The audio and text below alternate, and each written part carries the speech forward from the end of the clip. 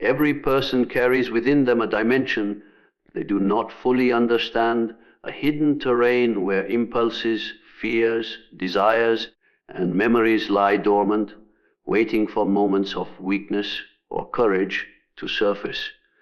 This is the realm of the shadow within, a psychological force that shapes behavior from beneath the surface, often without conscious awareness. It is not inherently evil, but it contains everything we deny, suppress, or refuse to acknowledge about ourselves. Society teaches us to polish our public image, to present a version of ourselves that is acceptable, admired, and controlled. But in that process, parts of us are pushed into darkness, creating a split between the self we show and the self we hide. Over time, this hidden self begins to influence decisions, relationships, and emotional reactions in ways that seem mysterious, but in truth, they are simply echoes of what we have buried. The shadow is formed early in life. As children, we learn what behaviors bring approval and what bring disapproval. A child who is told that anger is unacceptable may push that emotion deep into their unconscious, wearing politeness as a mask. A child who is shamed for being sensitive might bury their vulnerability and grow into an adult who hides pain behind sarcasm or detachment. These buried parts do not disappear. They accumulate, waiting silently. They become emotional landmines, and when triggered, they erupt with unexpected force. This is why people sometimes act in ways they later regret, saying, "I don't know what came over me." What came over them was their shadow, the neglected part of their psyche, finally finding a moment to express itself. The shadow is not just made of negative traits. It contains creativity, instincts, intuition, and raw authenticity that were rejected not because they were bad, but because they didn't fit the mold. People often repress their brilliance along with their flaws, fearing judgment, rejection, or failure. By doing so, they lose access to a powerful source of inner strength. Those who dare to explore their shadow often discover untapped potential, a reservoir of energy that can transform their lives. But most avoid this confrontation because it is uncomfortable to admit that we are not always who we pretend to be. The human ego resists the idea that beneath the curated surface lies chaos, complexity, and contradiction. The shadow makes itself known through projections. What we deny in ourselves, we often see in others. For example, a person who denies their own selfishness may constantly accuse others of being selfish. Someone who hides their envy may become fixated on criticizing those who succeed. These projections act as mirrors, reflecting what we have disowned back at us through external figures. When we react strongly to someone, either with intense dislike or obsessive admiration, it often signals that they carry a piece of our shadow. By recognizing this, we can begin to reclaim the parts of ourselves we've scattered into the world around us. Instead of fighting external shadows, we can integrate the internal one, reducing unnecessary conflict and deepening self-awareness. The shadow also emerges in moments of moral testing. When people are under pressure, their masks falter, and the truth beneath surfaces. A seemingly kind person may reveal cruelty when their ego is threatened. A composed individual might explode in rage when control slips away. These moments are uncomfortable because they expose the gap between our ideal self and our actual self. Many people respond by doubling down on denial, blaming others, or rationalizing their actions. But those willing to look honestly at these moments find valuable insight into the workings of their psyche. The shadow is not an enemy to be destroyed, but a teacher revealing uncomfortable truths. Cultural shadows operate in similar ways.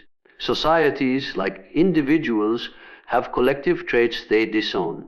Some cultures suppress emotions, valuing stoicism and control, while others may glorify aggression but deny vulnerability.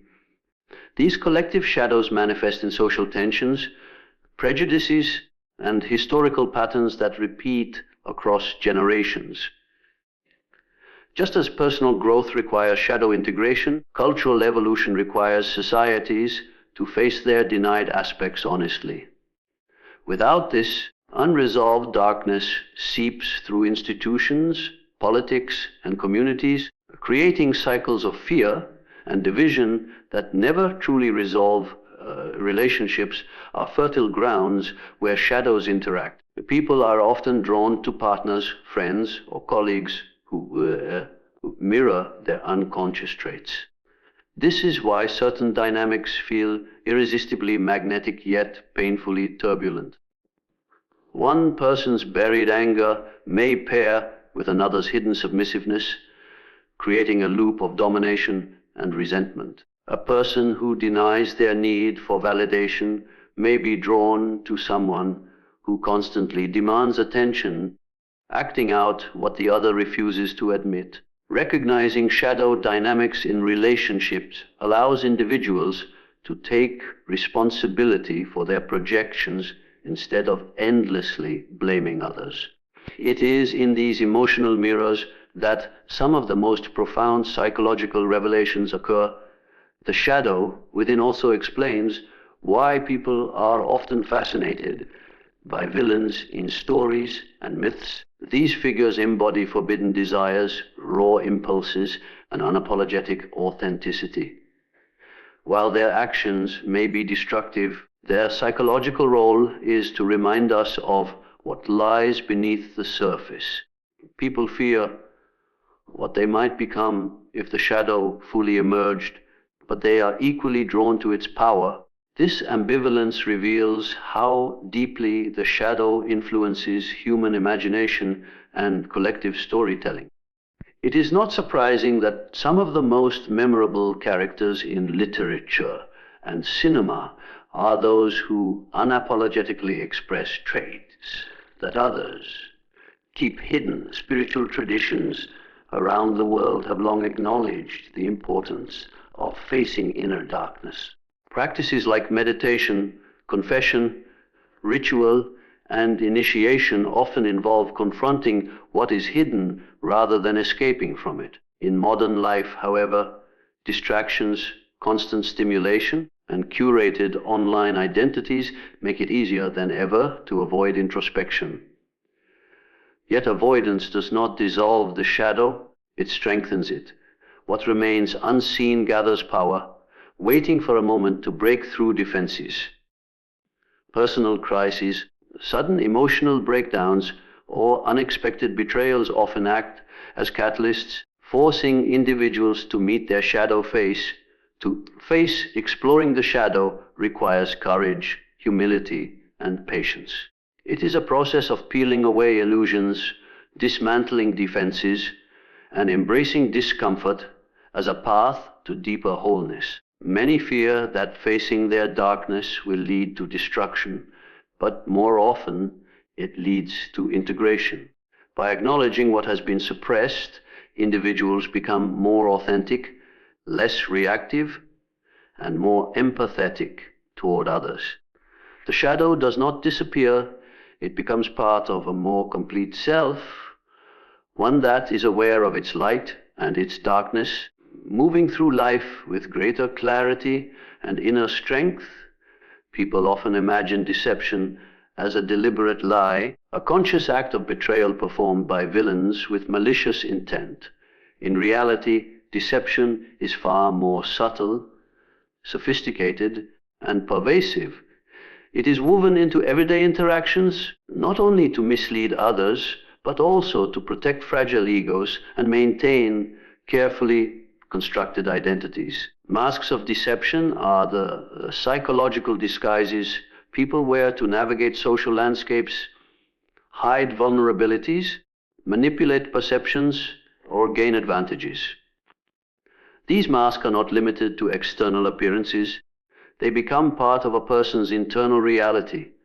Over time, some even forget where the mask ends and the real self begins. The use of such masks is ancient, rooted in survival instincts and cultural conditioning. From early childhood, individuals learn that honesty can bring punishment, rejection, or humiliation, while wearing the right mask earns approval, safety, and power.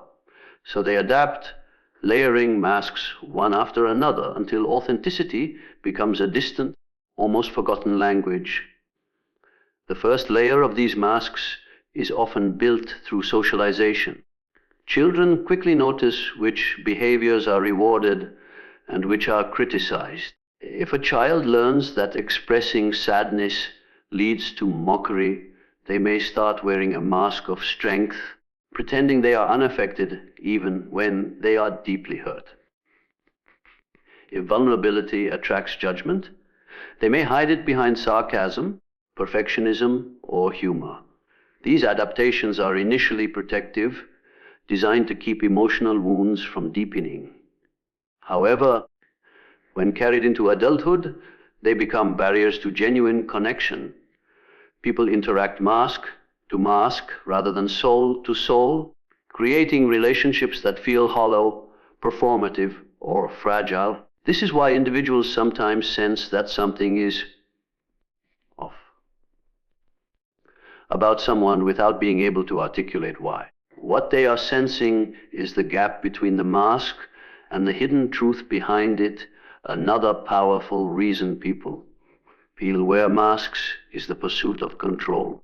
In a world where uncertainty and judgment lurk around every corner, projecting a carefully curated image offers a sense of dominance over how others perceive us. Some adopt masks of confidence to conceal insecurity. Others wear masks of kindness to disguise resentment, and still others don masks of competence to hide feelings of inadequacy. These masks work as long as circumstances remain predictable. But when pressure builds, when the environment becomes unstable, the mask begins to crack. A person who has worn a mask of control may panic when situations spiral beyond their influence. Someone who has worn a mask of perfection may crumble when faced with failure. These moments of fracture are revealing because they expose the underlying fears and unresolved wounds that the mask was designed to protect. Deceptive masks are not always consciously chosen. Many people inherit masks from their culture, family, or society. Cultural norms often dictate what is acceptable to display and what must be concealed. In some cultures, emotional restraint is prized, leading people to wear masks of stoicism. In others, aggression is glorified while vulnerability is dismissed, so individuals hide their softer emotions beneath hardened exteriors. Family dynamics play a significant role as well. A child growing up in a chaotic home might become the peacemaker, constantly wearing a mask of calm to keep the family from falling apart. Another might become the achiever, wearing a mask of competence to gain approval from emotionally distant parents. These roles, once formed, are difficult to shed even when they no longer serve a healthy purpose. Masks of deception also thrive in environments where appearances are valued more than substance. Modern society, especially through social media, encourages people to curate highlight reels of their lives. Smiles are posted while struggles are hidden. Success is displayed while failures are buried. People become actors in their own digital theater, performing roles that win likes, validation, and temporary admiration. But behind the perfectly filtered images often lies loneliness, anxiety, and an overwhelming fear of being exposed. This disconnect between the public mask and private reality creates immense psychological pressure. Many find themselves trapped, unable to live up to the personas they've constructed, yet terrified of letting them fall. In interpersonal relationships, masks of deception become tools of manipulation. Some individuals use charm as a mask, presenting warmth and attentiveness, not out of genuine care, but to disarm others and gain their trust. Others wear masks of victimhood, skillfully evoking sympathy to avoid responsibility or to control narratives. Some adopt masks of superiority to keep others intimidated and dependent. These manipulative masks are often so convincing that even intelligent, experienced people can be fooled. What makes them effective is their strategic blending of truth and falsehood. A deceiver rarely lies entirely. Instead, they mix fragments of sincerity with carefully crafted illusions, making their masks believable.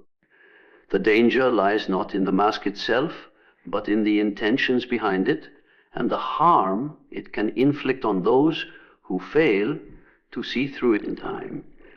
One of the most striking aspects of deceptive masks is how they can lead individuals to deceive themselves.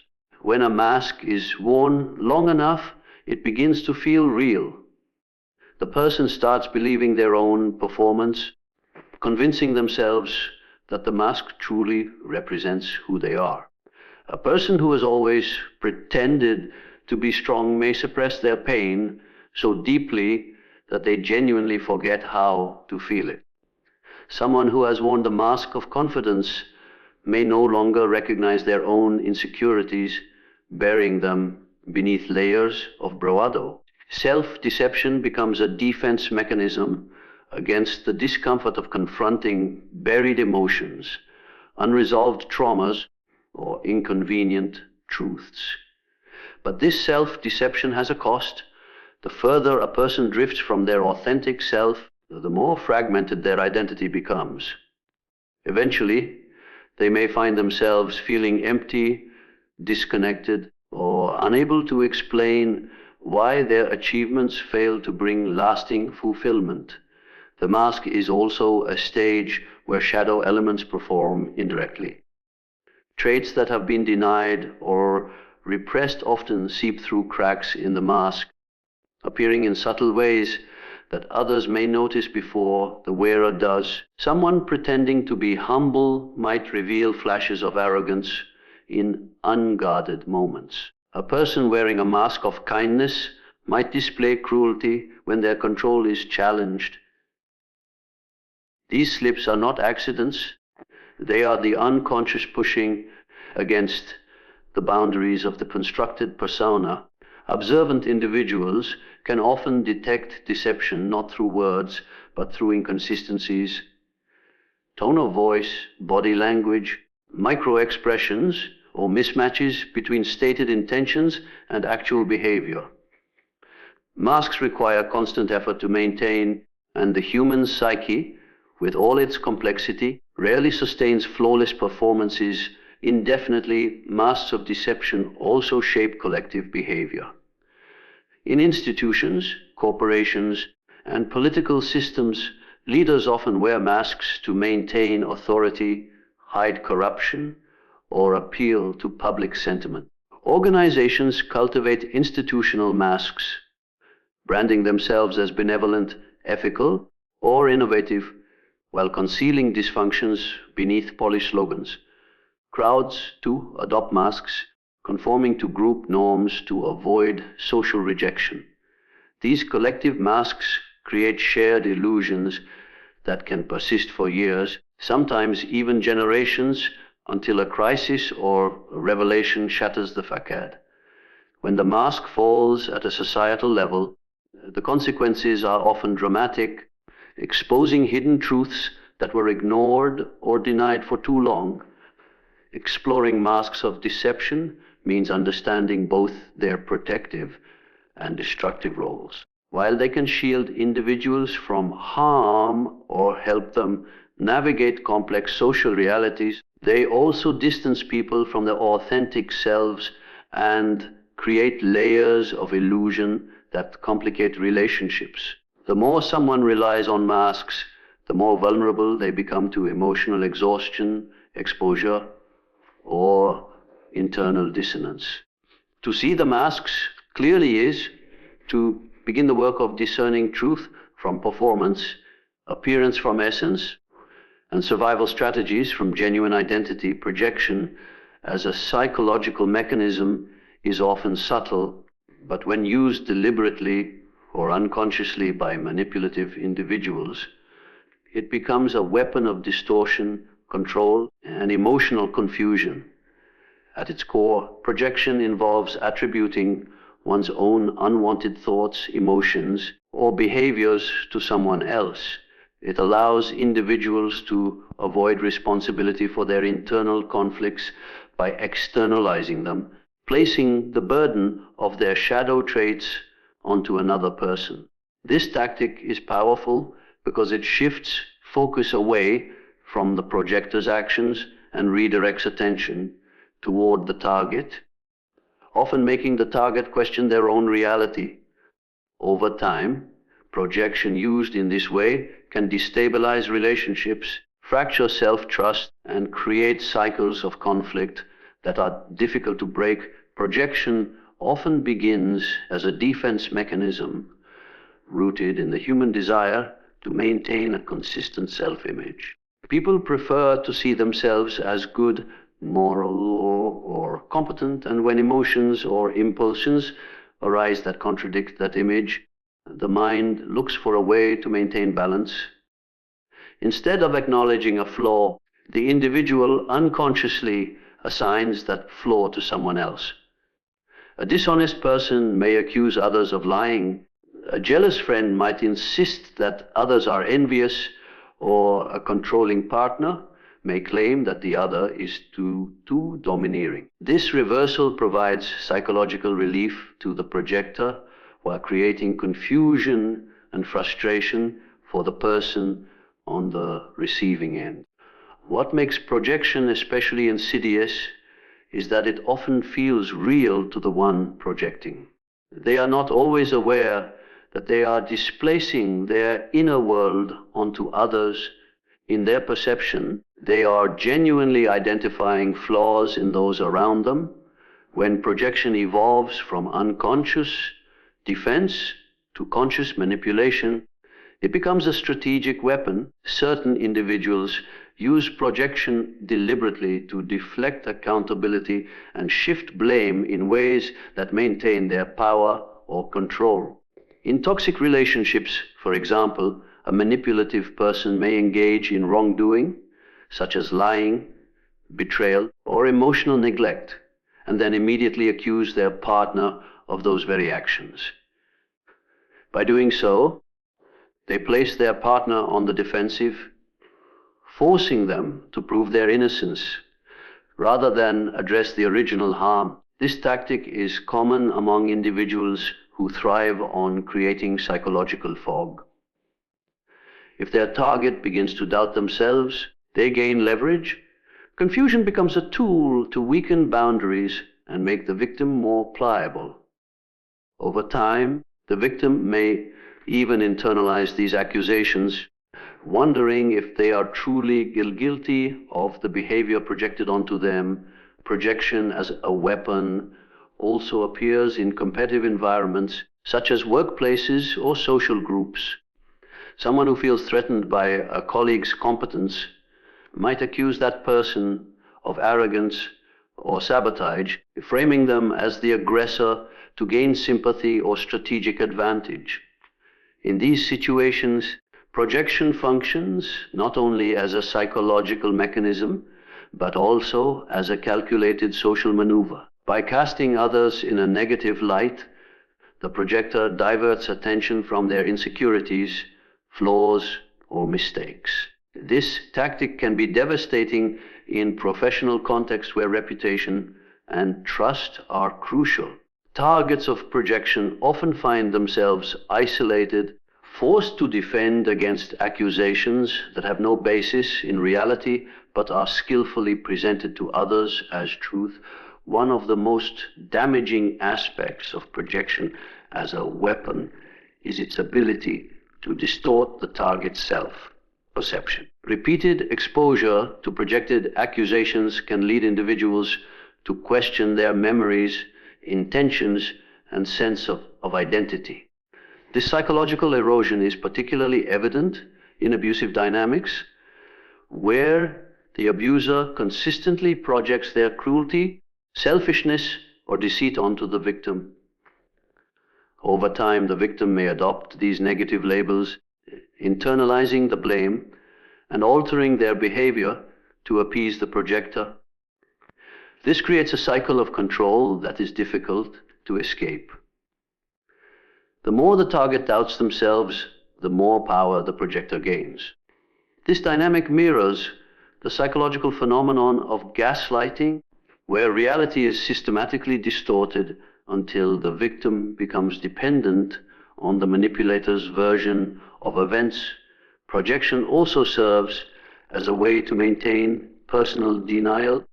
By externalizing undesirable traits, individuals avoid the discomfort of self-confrontation. A person who cannot tolerate their own aggression may consistently accuse others of hostility, convincing themselves that they are surrounded by combative individuals while remaining blind to their own behavior. This refusal to look inward protects the ego, but damages relationships. It prevents genuine growth and understanding because the root issue remains unaddressed. As long as projection continues, the individual stays locked in a distorted perception of reality, unable to integrate the parts of themselves they find unacceptable. This lack of self-awareness makes authentic communication nearly impossible, as interactions are filtered through layers of projection and misinterpretation. Culturally, projection operates on a collective scale as well. Groups, communities, and nations often project their fears, insecurities, or aggression onto outsiders, creating scapegoats that carry the weight of unresolved internal conflicts. Throughout history, societies have projected their shadow qualities onto marginalized groups, labeling them as dangerous, immoral, or inferior. This collective projection justifies discrimination, violence, and exclusion while allowing the dominant group to maintain a sense of moral superiority. The mechanism is the same as at the individual level. By projecting unwanted traits outward, a group preserves its self-image and avoids facing uncomfortable truths about its own behavior or history. This form of projection can persist for generations, shaping cultural narratives and political ideologies in ways that are difficult to dismantle in personal relationships. Projection often reveals itself during conflicts. Arguments between partners, friends, or family members frequently escalate when one or both parties begin projecting their insecurities onto the other. For example, a person feeling emotionally distant might accuse their partner of being cold, not recognizing that their own withdrawal is fueling the disconnect. Someone struggling with guilt may accuse the other of being judgmental, deflecting attention away from their inner turmoil. Recognizing projection in these moments requires self-awareness and emotional maturity, which are often compromised in the heat of conflict.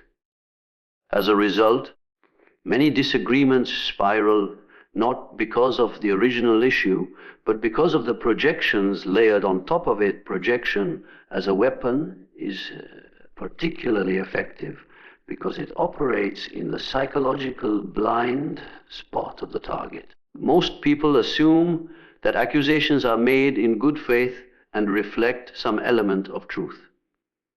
When faced with projection, they instinctively turn inward, examining their behavior to see if they may have contributed to the issue. This natural introspection, which is usually healthy, becomes a vulnerability when dealing with a projector who exploits it. The more the target tries to understand and defend, the deeper they get entangled in the manipulative dynamic. Projectors rely on this confusion, knowing that it keeps their own actions hidden in plain sight. The consequences of weaponized projection ripple outward, affecting not only individuals but entire networks of relationships. Friend groups can fracture when one person projects their envy onto another, sowing discord. Work teams can become dysfunctional when a member's insecurities manifest as accusations against colleagues. Families can sustain long-standing divisions fueled by projections passed down through generations, because projection shifts responsibility away from the self. It prevents the resolution of underlying issues. Problems are displaced rather than addressed, leading to cycles of misunderstanding, resentment, and emotional exhaustion. Understanding projection as a weapon involves recognizing both its psychological roots and its manipulative potential. It is a defense mechanism that can emerge unconsciously, but in the hands of those who seek control or self-preservation at the expense of others, it becomes a tool for emotional domination and distortion. It flourishes in environments where trust is assumed, self-awareness is limited, or power imbalances exist. By learning to identify projection, individuals can better protect their mental clarity and avoid becoming entangled in battles that are not truly theirs to fight. Ego inflation is a psychological state in which an individual's sense of self expands beyond realistic boundaries, often leading to a distorted perception of personal power, importance, and entitlement. This expansion can be temporary or chronic, conscious or unconscious, but its effects on behavior, relationships, and decision-making are profound. Ego inflation often arises when the ego, which serves as the mediator between inner impulses and external reality, becomes unbalanced and begins to dominate the psyche. Instead of functioning as a bridge between self and world, it becomes a throne from which a person attempts to control everything and everyone around them.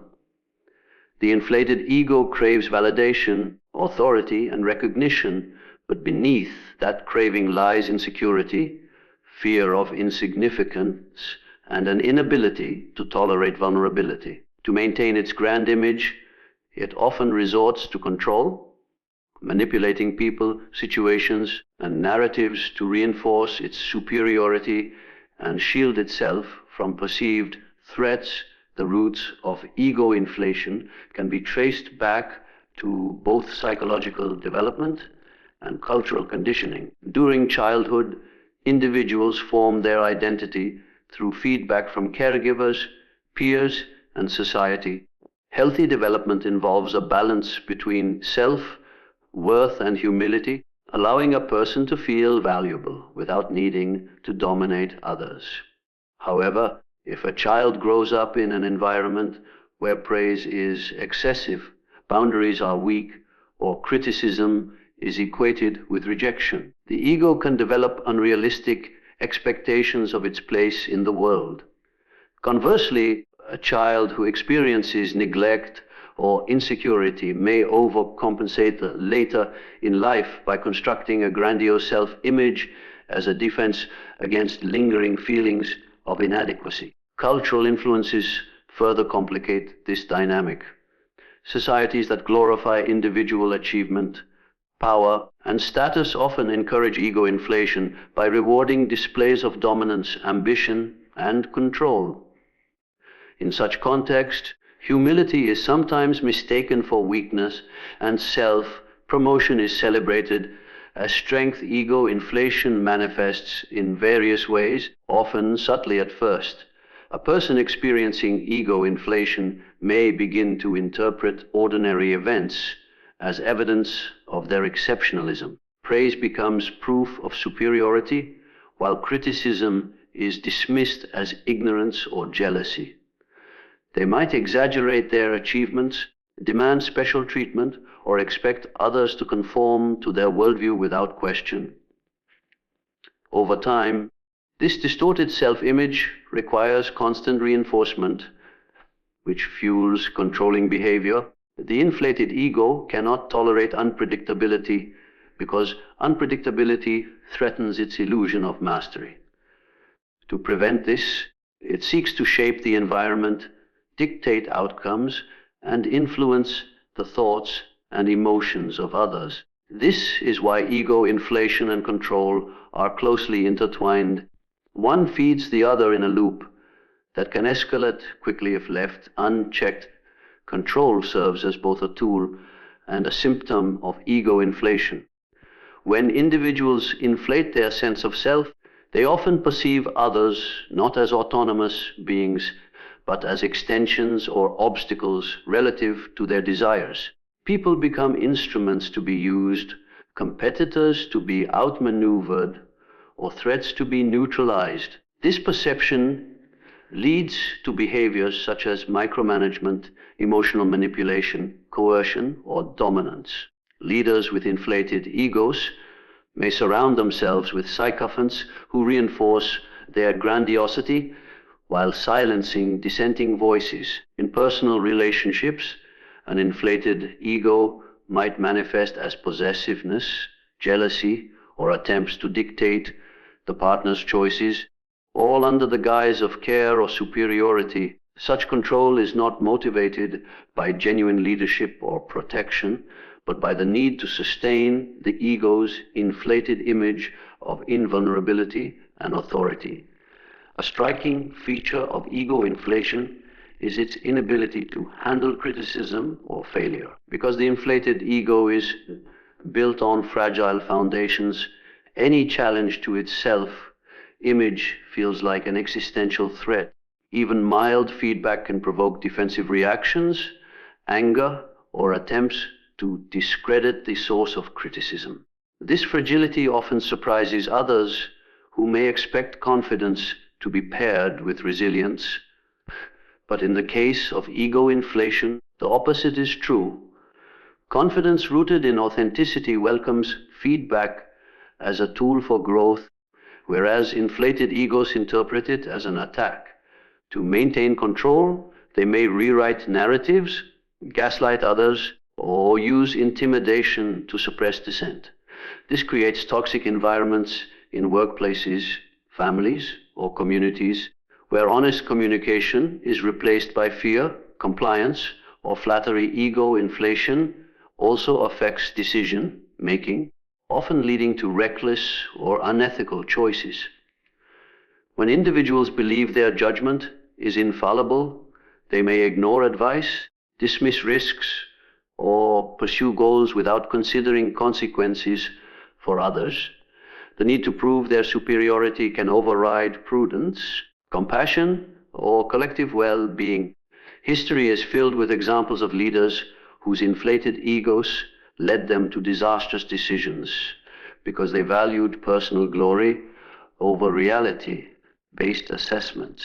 On a smaller scale, everyday situations reflect the same pattern: a person refusing help out of pride, a manager implementing flawed strategies because they cannot admit mistakes, a partner making unilateral decisions in a relationship without consulting the other. In each case, the inflated ego prioritizes control over collaboration, maintaining its illusion of omnipotence even when it leads to harm. The psychological mechanisms that sustain ego inflation are complex. One key mechanism is selective perception, where individuals filter information to confirm their grandiose self-image while ignoring anything that contradicts it. Compliments are magnified, criticisms are dismissed, and neutral events are interpreted as evidence of superiority.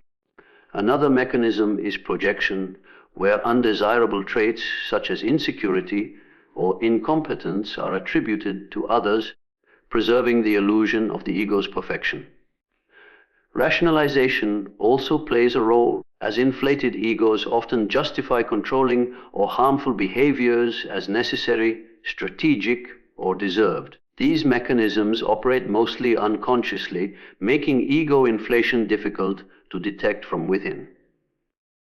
To the individual, their sense of power feels justified and natural, while to outsiders it may appear excessive or delusional. In relationships, ego inflation creates imbalances that can lead to conflict and emotional harm. When one person constantly asserts dominance or control, the other may feel diminished, silenced, or objectified.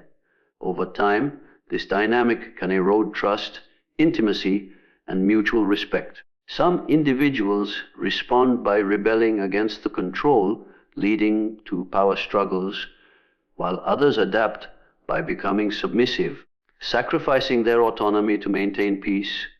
Neither outcome fosters genuine connection.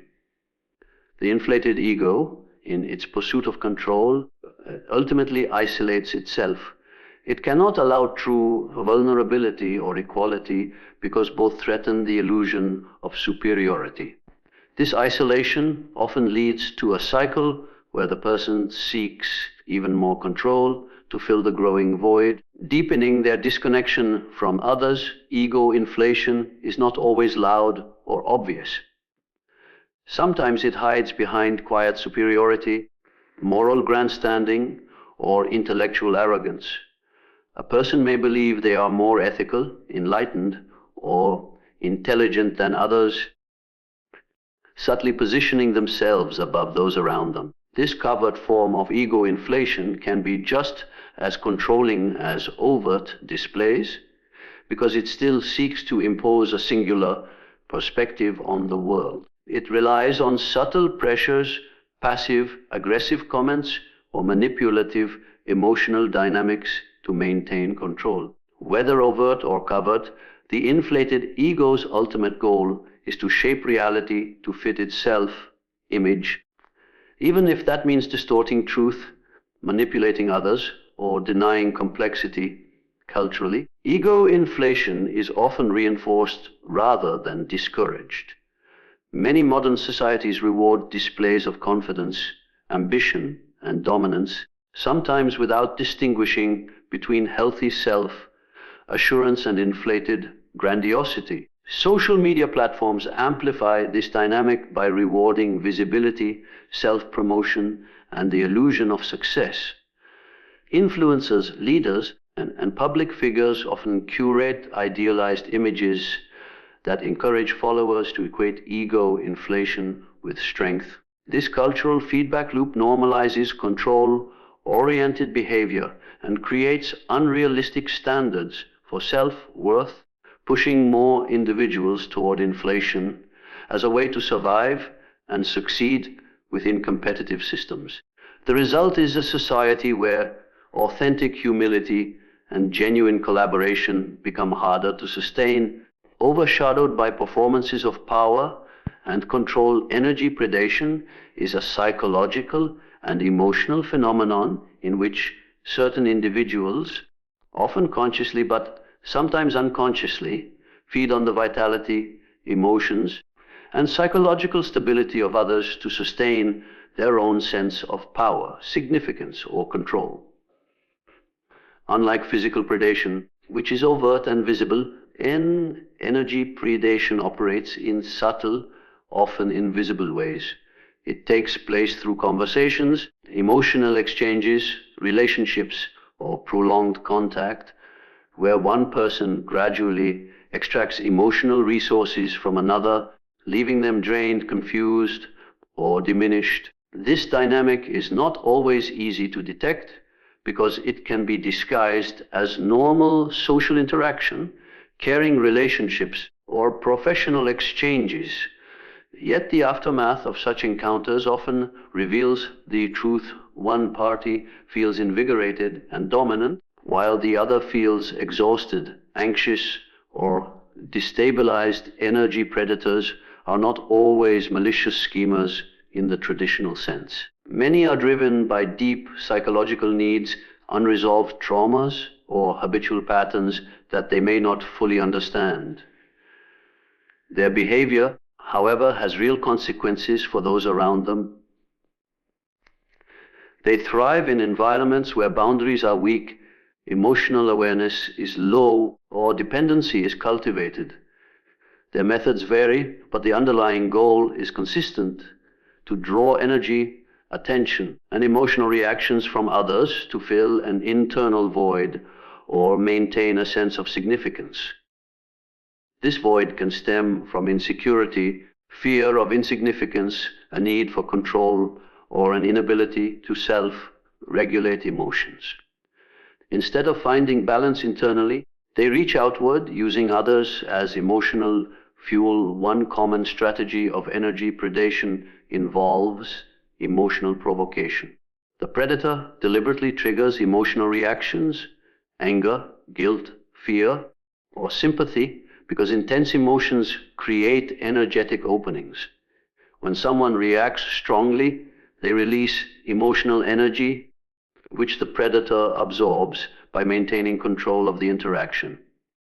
For example, a person might repeatedly criticize or belittle someone to make them defensive, then feed off the resulting emotional turmoil. Another might share exaggerated personal tragedies to evoke sympathy and draw others into prolonged emotional caretaking.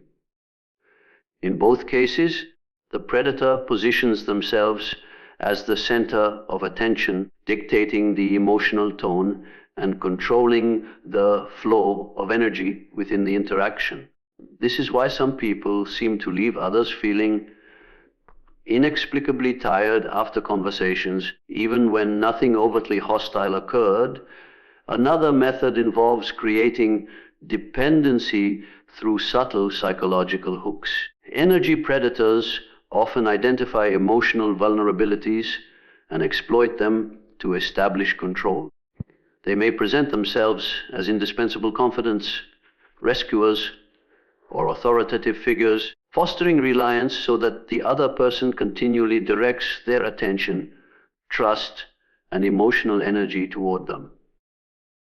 Over time, the victim may start to feel that their sense of stability depends on maintaining the relationship, even when it has become draining or toxic. This dependency gives the predator a steady supply of emotional energy while ensuring that the victim's boundaries remain weakened. Breaking away from such dynamics can be difficult because the victim may have been conditioned to equate the predator's attention with security or validation. Energy predation can also manifest through constant negativity or crisis generation. Some individuals sustain themselves by perpetually existing in a state of drama, conflict, or emotional upheaval. They are magnets for chaos, often creating it when it does not naturally occur. Their crises become emotional traps that pull others in, demanding time, energy, and empathy. This type of predator thrives on being the center of emotional storms, drawing strength from the reactions they provoke. Friends, partners, or colleagues may find themselves repeatedly pulled into situations that drain their mental and emotional reserves, even though they recognize the patterns. The predator's ability to generate emotional intensity ensures that they remain the focal point, controlling the energy flow and maintaining their dominance. In some cases, energy predation is more covert and sophisticated, taking the form of subtle psychological manipulation. A predator may use flattery, charm, or charisma to gain access to someone's trust and attention, only to gradually shift the dynamic toward control and extraction. They may mirror the other person's interests, values, or emotions to create a sense of connection, then leverage that connection to keep the person emotionally invested.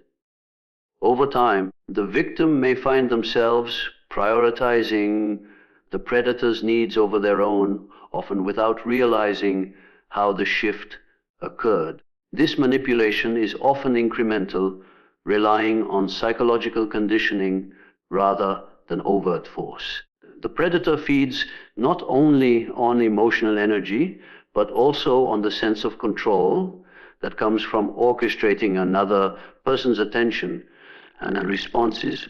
Workplaces are environments where energy predation can thrive, especially in competitive or hierarchical structures. Certain individuals climb social or professional ladders not through collaboration, but through draining others. They may consistently offload their stress, complaints, or emotional burdens onto colleagues while offering little support in return. Some exploit team dynamics, taking credit for group achievements while subtly undermining others to keep them destabilized, because these behaviors are often cloaked in professionalism or charm. They can be difficult to challenge directly. The result is a workplace culture where some individuals grow more powerful and energized by siphoning the emotional labor and goodwill of others, while their targets experience burnout, frustration, or disengagement. Personal relationships offer fertile ground for energy predators because of the emotional intimacy involved. In romantic or familial context, predators may alternate between giving and withdrawing affection to keep the other person emotionally off balance. This push and pull dynamic keeps the victim constantly seeking approval, expending emotional energy to regain stability.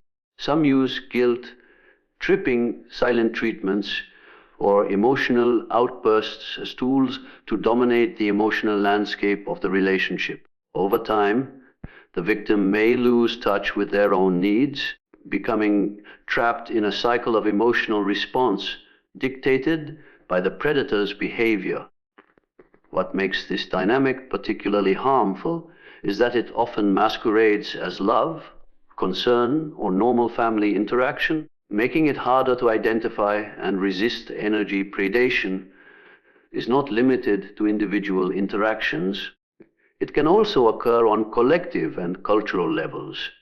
Certain charismatic figures, movements, or ideologies can draw vast amounts of emotional energy from followers, sustaining their influence through fear, hope, anger, or devotion. Large crowds or online communities can become sources of collective energy, which skilled manipulators harness to amplify their power. This is often seen in political or religious context, where emotional fervor is cultivated intentionally, turning followers into energetic resources that sustain the leader's authority. These dynamics can have far-reaching consequences, shaping behaviors, beliefs, and social structures through the careful orchestration of collective emotional energy. On a psychological level, energy predation exploits the natural human tendency to empathize, connect, and respond emotionally. Most people do not expect others to deliberately drain their energy, so they often overlook the warning signs.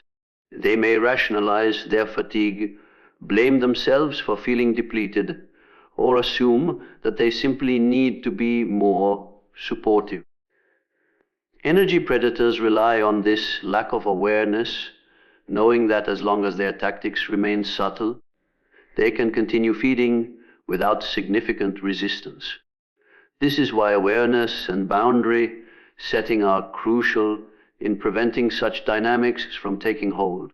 Recognizing the patterns of emotional extraction allows individuals to protect their psychological well-being and maintain healthier interactions.